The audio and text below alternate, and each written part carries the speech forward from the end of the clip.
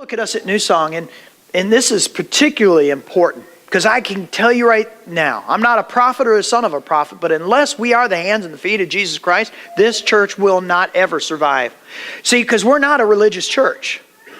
We don't have a church building where we can have people just come and practice what I call, and by the way, I'm not saying people are in church buildings are lazy Christians, but you can foster this sense of lazy Christendom where you can come and just occasionally, and don't even have to have necessarily much participation. New Song won't survive like that.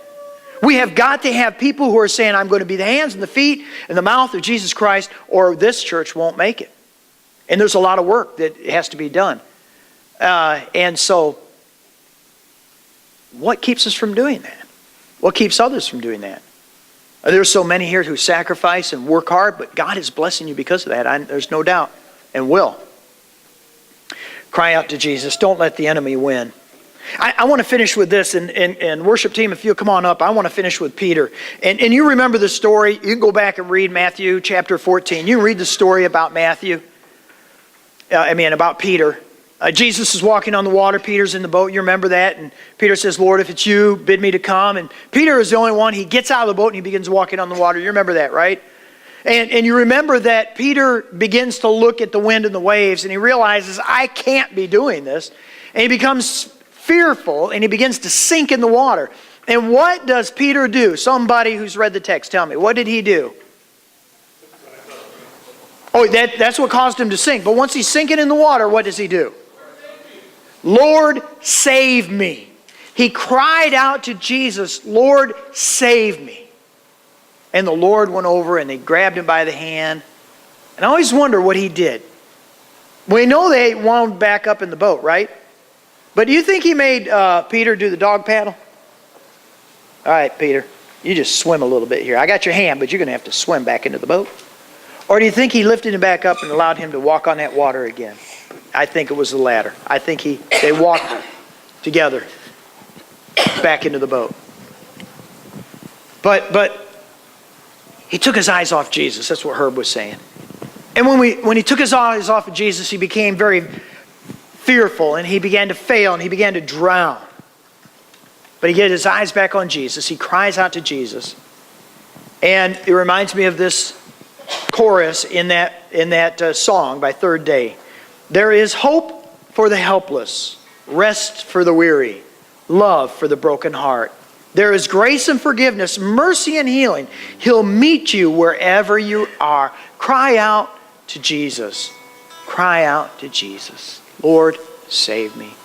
Oh, save me from my arrogance. Save me from my lack of faith. Save me from my pride.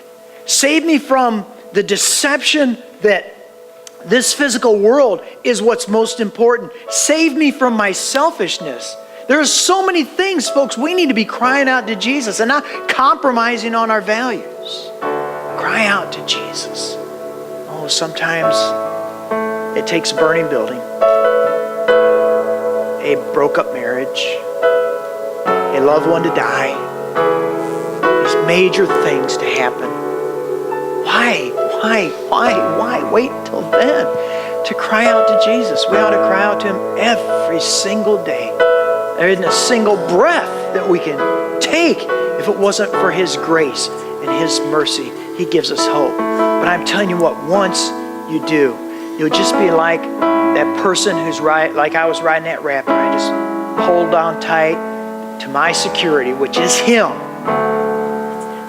And I can have peace, joy, victory in life.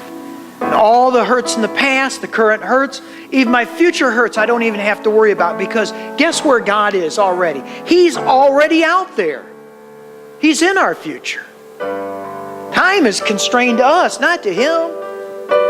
Golly, it's great to be able to walk. I was sharing with the youth here. I hope they get this lesson that you can walk in victory. Don't allow the peer pressure and all the things of this world to drive you to do stuff you don't want to do and you shouldn't do.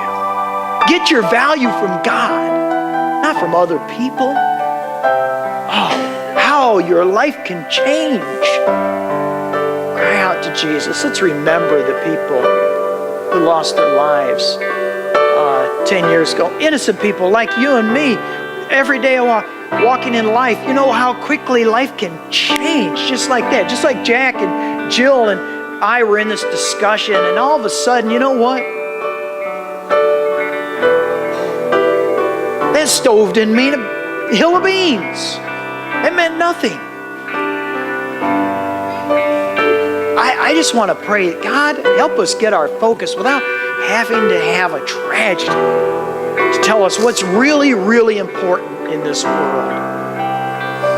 What's really important. We can minister to you. We've got the worship team that's going to lead us.